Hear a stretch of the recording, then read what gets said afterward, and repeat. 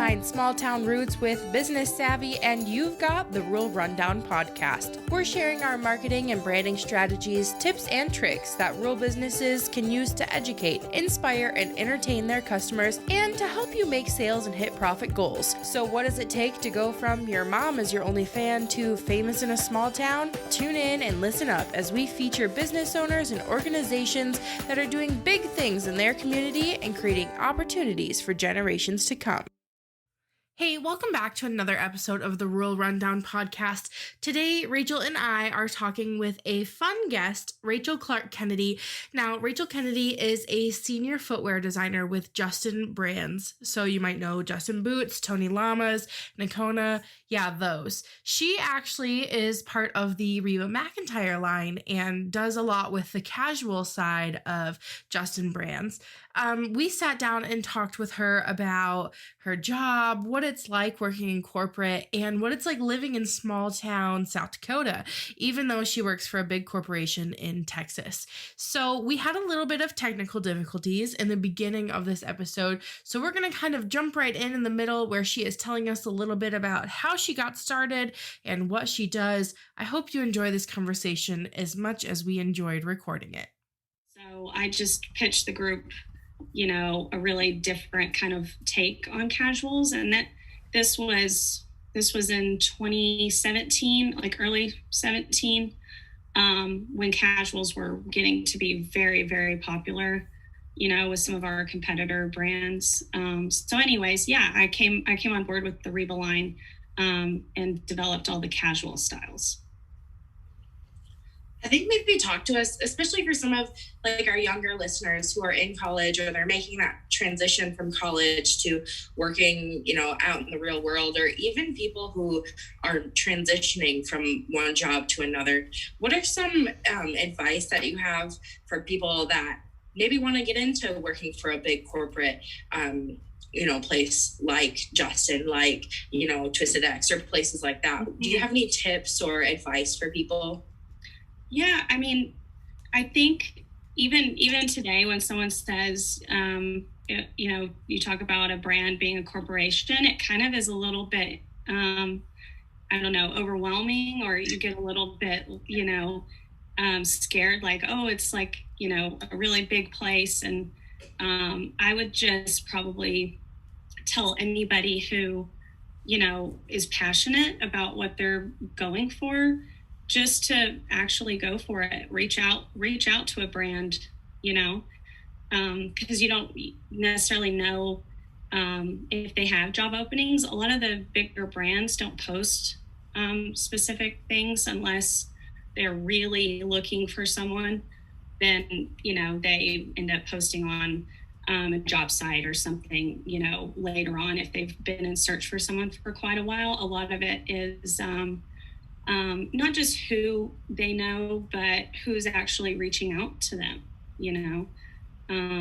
I would just probably tell anybody, not to be intimidated by something, a brand being so big and having, thousands of employees. I mean, they're just like any other business, really. You might have covered this already, but you've always loved fashion and designing from a young age, correct? Yeah. Oh, yeah. Yes. So then, did you know this is kind of where you wanted to go, or did that just align that you ended up here? Yeah, not at all, actually. I actually, back in 2012, I got out of Tarleton in 11. And I was holding a job in Stephenville, actually, for their economic development group. And so it was nothing in line with what I was passionate about. It was a really nice job that, really helped my skill set and my communication skills and, just my computer skills. But when I first interviewed at Justin, it was for a sales rep position. It was for a territory. So I was really, right out the gate of college, I was gung-ho about, I'm going to be in sales, and, I love this brand, and I don't care where they plot me, you know what I mean? Because the job opening was for a sales rep position, but it didn't disclose where in the U.S. it would be. So I went into my interview just thinking, oh yeah, you know, I want to be in sales. And long story short, they asked me to come back and then interviewed me for product development. So you never know where things will take you. That's really cool. I love how you talked about making these connections with people too, because a few episodes ago, we had somebody on who that's her whole thing is networking and connecting with people. Were there people before you got this job at Justin, people that you were networking with or connecting with that helped you get to the point you are now? Oh, definitely. Yeah.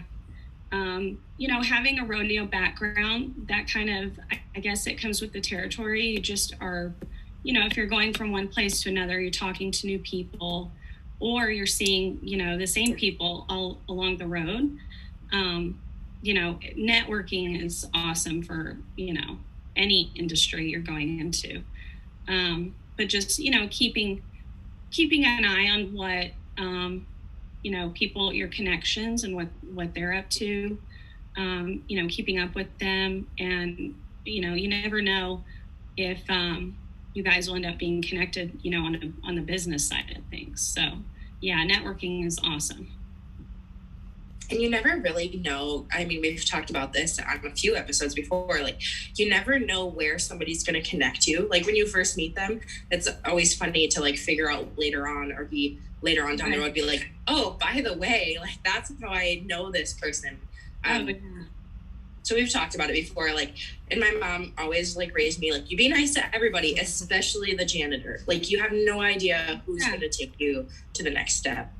Yeah. Yeah. You don't know who they're related to, or, you know, you don't know anyone's story. So yeah, it's great just to really be nice to everybody. It's easier to be nice. It is. I want to talk a little bit about where you're living now and what you're doing now. So currently you're in Phillips, South Dakota. Tell us a little bit about, first of all, how did you meet Ty? How did you meet your husband? So I'm trying to think. Yeah, I just got out of college. At the time, I started working for, I don't know if you'll remember the brand Gypsy Soul. This was goodness, quite a few years ago.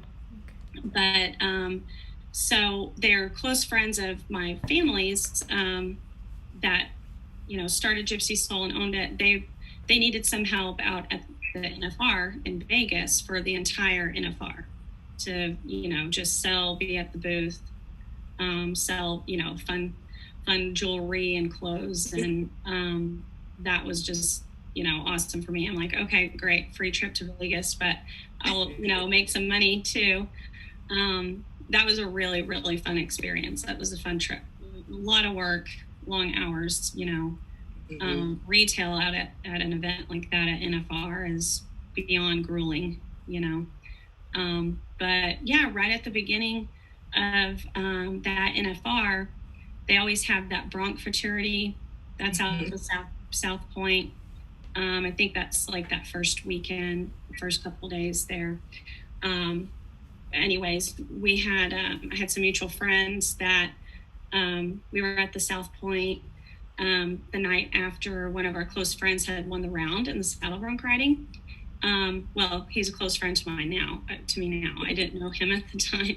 But long story short, my mutual friends introduced me to Ty, and we just met briefly, visited a little bit, and he flew back home, I guess, the next day. And then I just worked the rest of the NFR, you know. Well, he got my phone number from our friend, and I was, of course, still around Stephenville, and he was rodeoing out of Stephenville. So anyways, after Christmas, we met up. Or actually, maybe it was right before Christmas that year. We met up and just started dating. And so now you're living in Phillips, South Dakota, which I think is like a population of 800 people or so. Yeah. And coming from Weatherford, which is a much larger population, but you're so close to Fort Worth. Mm-hmm. Talk to me a little bit about that transition to not only leaving Texas, leaving the nice warmth, but then to living in such a small town that's pretty far away from a lot of things. Yeah, it's, not only going from having things that are so accessible to you, like, I mean, of course, the first things we think of is like restaurants and drive-throughs, and the convenience, is a lot different. Really, the culture is different, itself. I mean, a lot of the people, we have a lot in common, with like my friends, my family back in Texas, same thing. They ranch, they rodeo and compete and stuff. But yeah, it was definitely an experience. Luckily, I think Ty was really grooming me little by little. Every time I would come up and visit, it would be different times of the year. So I got to understand that. I mean, of course, when a lot of people think South Dakota is just like cold all the time, and that's not the case. We actually have every season, we experience every season. It's almost like every season is extreme, Yeah. So it took some getting used to, but I mean, I've really embraced it, and it's getting better and better. I'm not going to say it's perfect, and I absolutely love South Dakota compared to Texas, but Talk to me a little bit about because you have a degree in marketing as well, maybe some of the different marketing tactics that people are using in small towns versus what you're seeing in Fort Worth or Weatherford, whether it's within your company or just things you observe. Yeah, it is a lot more brick and mortar, kind of old school, just because that that helps them, in this area. If it's not necessary, they're not, they don't think they're going to, budget for that. But I have seen some of the businesses, just even here in Phillip, that have taken over, have sold, maybe the owner's retired, or they've, they're under new ownership.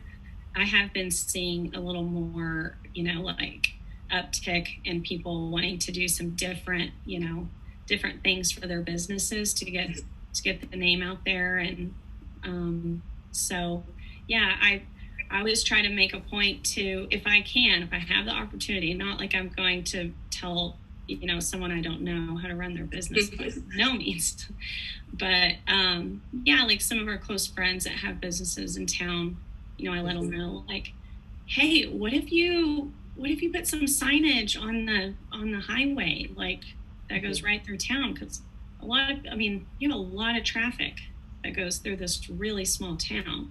You know what I mean? So, it's just things like that, even advertising,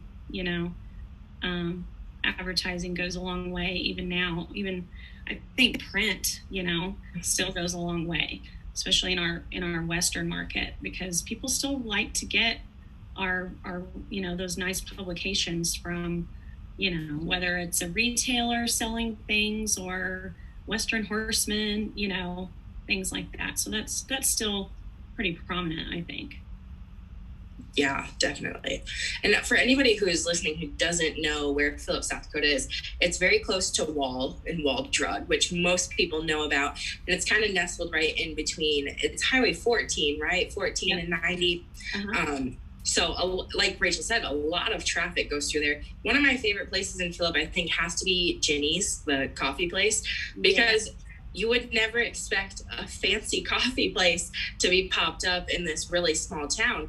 But again, like you just said, it's one of those things where it's like, well, they're going to do it and they're going to try it. And it seems like it's going well and they have lots of business. So I think for people too, like, never be afraid to try new things and try new businesses. Like, if it's something you're passionate about, like, heck, go for it. Mm-hmm. Yeah, I love Jenny's. Man, they're when they first opened, it was like, hallelujah, we have, good coffee just down the road. I mean, Jenny's is probably, 2-3 miles from my house. Okay. So yeah, it's awesome. And they have merchandise now. You know, they have really nice t-shirts, sweatshirts, and they have their own coffee blends. So they know what they're doing. So I love that. Yeah, definitely. Like I said, it's super cool to see somebody bring something into a small town and really kind of make it their own and turn it into something that they really love. Rach, I'm kind of dominating the conversation here. Do you have any questions that you'd like to ask? Yeah, so I'm curious about a couple things. Since you're in South Dakota now and you work for Justin Boots, what does that look like? Because do you work from home, or can you kind of explain that? Yeah, so obviously, you know, before COVID, pre-COVID, we're actually getting back to regular scheduled programming. I don't want to say getting back to normal, you know what I mean? Because it's so oversaid, I think now. But I work, I think, primarily I'm in South Dakota. I get a lot of work done when I'm in my home office, as long as, you know, my dog's not distracting me, or I gotta go help the guy's brand or something that time of year. But no, I'm mostly in South Dakota. However, I travel a lot, whether it's just to our factories, to we have numerous factories, not only domestic, you know, our factory in El Paso, but Mexico. I pre-COVID, I went to Asia at least 2 times a year. So I do get to travel a lot, and just depending on what we have going on for the season back at the office in Fort Worth, I'll go back to Fort Worth when needed. That's another great thing. I mean, I am pretty, you know, far remote, I guess, compared to a lot of people probably listening, but the Rapid City Airport is a little over an hour from my house. So just get on the highway and go straight to Rapid, and it's a direct flight to DFW. So that's really nice. That's cool.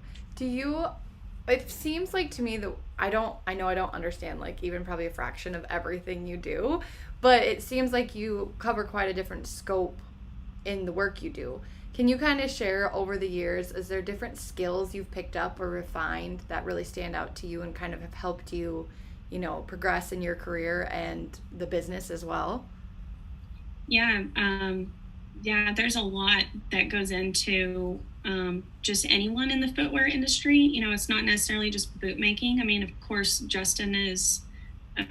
pride ourselves in having the right fit, maintaining our Justin fit, you know what I mean, our Justin DNA.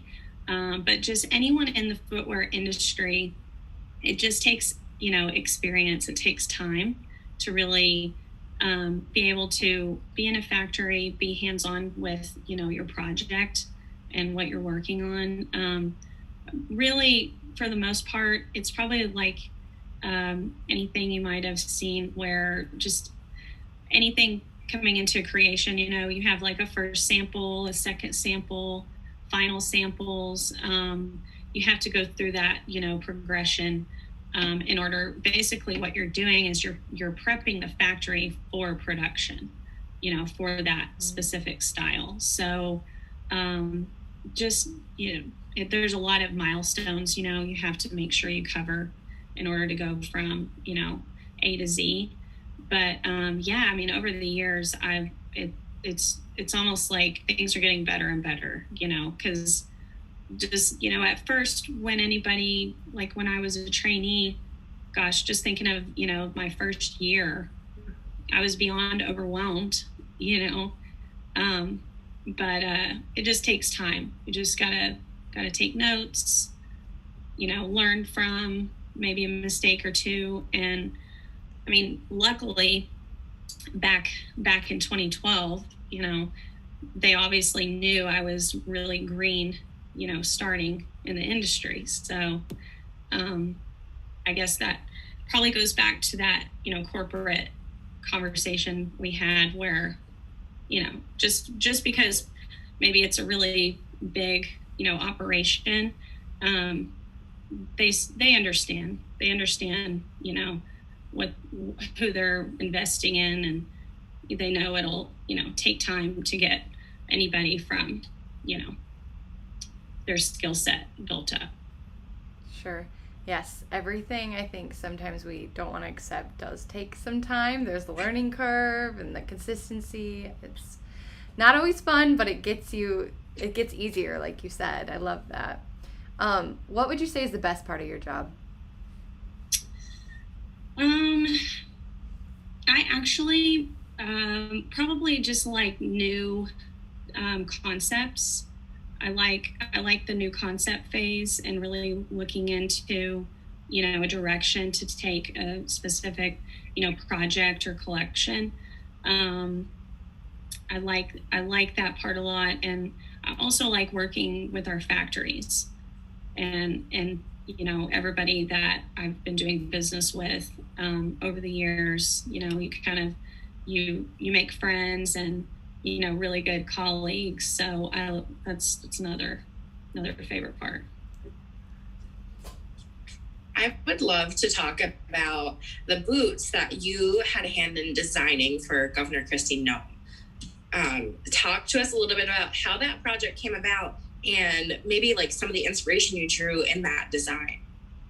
Yeah, so NFR, the past NFR was in Texas, and I was at the office for the whole NFR. We had, it was very different, national finals than what everybody's used to. It's usually in Las Vegas. So it was in Arlington this past year. So that's basically right at the back, Justin Boots' back door there, from Arlington to Fort Worth. So I was in Fort Worth the whole time during the NFR, and we have different events like fundraisers, PRCA, awards banquet, and things like that happen leading up to the first performance. So I was the first. I think that was the first year I went with just the Justin team to the PRCA Awards banquet, and it was so cool because I don't know if y'all saw, but every rodeo in South Dakota won Best Rodeo, which, a lot of things were shut down. A lot of rodeos were canceled, obviously, in 2020, but that was like so cool to be in Fort Worth at this awards banquet and seeing all these, South Dakota rodeo committee, chairmans getting up and accepting the awards. So, a couple, my boss, the COO, president of Justin, was sitting at the table with us, and I was kind of looking at him like, like cheering on South Dakota. And he said, I've heard that Governor Noem will be at the NFR. I can't remember what performance, but him and someone else at the table was talking about that. And I was like, well, we have to invite her to Justin if that can work out. Just, bring her to the office, design her a pair of boots. And then I said, I know someone who would love to design her a pair of boots that lives in South Dakota. I mean, obviously, I'm the only one who lives in South Dakota from our team. So anyways, long story short, we got that worked out. So a few days later, she visited us at the office, and she's so nice, such a nice person. Her and a couple people from her, her team visited us, and we got her some things worked up.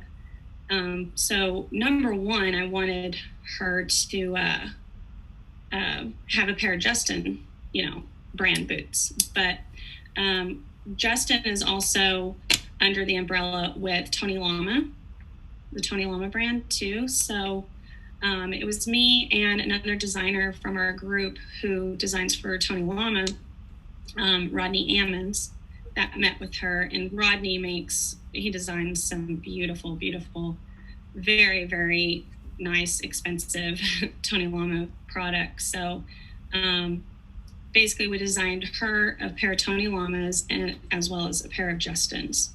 And then a couple of her family members got some boots as well that we worked up. So it took, not too long to get those done. But basically when I sat down with her, I was, told her, I live in Philip. She was like, what? Like, that was obviously a surprise, I'm like, yeah, I'm from here, but told her the story, moved up to South Dakota. So I asked her, what type of elements she really wanted on, did she want something really traditional, maybe a pair of boots, just to ride in, something that's, really she could have forever and use forever. So we leaned on the end of, nice narrow square toe, style that she can ride in, or because, she goes to events, she goes to rodeos, she rides horses. So I thought the Justin brand would be a good fit, for that kind of style. But in asking her, what kind of elements she wanted on there, I was just thinking all South Dakota things like, the American flag. I mean, that's just, being governor, of course, you would want American flag, or the state seal.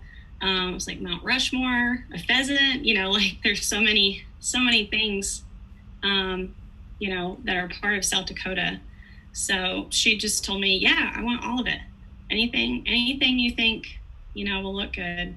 So I basically had like full liberty on that style, and it was kind of tough to decide everything to put on those boots. I wanted to basically, I mean, they're for her, of course, with her initials, but ultimately I wanted it to be a very, South Dakota representation, for that style. So yeah, I'm glad that's all over with. That was a really nice experience, but kind of stressful going to the Capitol and delivering the boots and all of that. But it was a really, really cool experience. Absolutely. And talk about like just jumping at an opportunity and seeing it there and just going for it. I love that, that you saw that at the PRCA banquet, and then you were like, hey, we should do this. Yeah.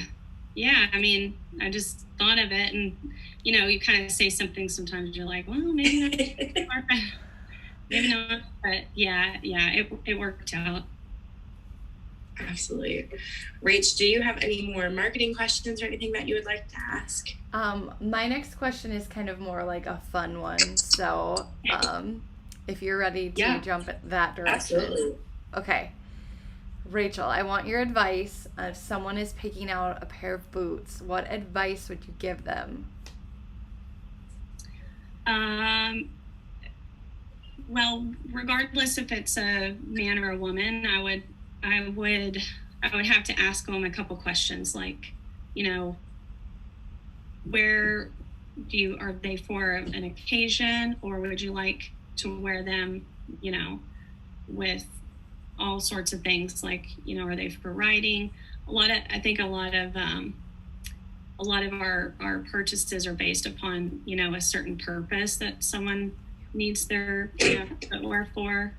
Even if it's just casual, I think even as somebody trend shopping around, they kind of have a certain purpose in mind, like, okay, I want to wear these every day to work, or, you know what I mean? Like, they kind of have a place in mind. So I would just ask them, like, where they see themselves, wearing that. And, but if they don't know, and if it's just for like every day, I would definitely do like a very traditional, staple, classic pair of boots. Do you have like a favorite style or trend you're seeing right now? Yeah, like we launched some updates to our vintage collection. It's a women's collection. I've been working on that collection for a number of years, and we have like a nice fresh update to that'll be out this fall. And they're a taller silhouette, like a 15-inch boot, just a really nice medium round toe shape. That style is so nice. Like, you can wear that boot with skirts, skinny jeans, You know, a lot of gals want to wear jean shorts and boots, you know, so that taller silhouette I've really come back around to. I used to really love tall boots when I was younger, and I know it's a very kind of retro look. I like all of the retro type styles, like throwbacks. I think we're seeing that a lot in not even just boots, but in like the Western, like fashion or Western style right now. I think we're seeing a lot of that, even with the colored Wranglers and the Rockies and all of it. And like retro Wrangler shirts, even I have a few of those that I'm like, I love these, like, and they're colorful. I love those too. You can find the best ones like on Etsy, like old like men's shirts. Yeah. I love that. I just have a few rapid fire questions. We normally do Midwest edition of these, but I thought maybe it'd be fun to do like Texas versus the Midwest. Oh, nice. So these are fun, just kind of like rapid fire. My first one is LaCroix or Topo Chico? Ooh, Topo Chico. And when you're going for a barbecue, are you going for brisket or are you going for ribs? Ooh, that's a tough one. Brisket. Would you rather a Texas summer or a South Dakota winter? Oh, goodness. That's a tough one. Probably a Texas summer. Because Texas summers are hot, but they're humid too. So humid, yeah. They are rough. If you had to go back to school again and you had to choose between the big Texas schools, what would you choose if you wouldn't choose Tarleton again? Before Tarleton, I was really thinking I was going to go to Texas Tech, and maybe I would try that out. But and if you're not wearing Justin brand shoes, what are you wearing? Oh, I'm just wearing some good old Chuck Taylors, like Converse sneakers. Yeah. I love that. Well, thank you again so much for taking the time to chat with us today. We really appreciate it, and I love the conversation. Yeah, thank you. This is awesome. We love to hear what you do, and hopefully we can connect with you again in the future. Great. Thank you both. Thank you. Nice to meet you. Yeah, you too. How can people follow you before you go? Can they find you like on? Yeah, my Instagram, it's kind of all over the place, but it's Rachel Cheyenne _ Awesome. Thank you again. Yeah, thank you. Bye, ladies. Well, that's it for this episode of the Rural Rundown podcast. Thanks for listening. You can always find us on social media at The Rural Rundown. And if you really liked this episode, we would totally love it if you gave us a review and gave us a little rating. It would mean so much to us. And for more small town roots and business savvy, catch us on the next one.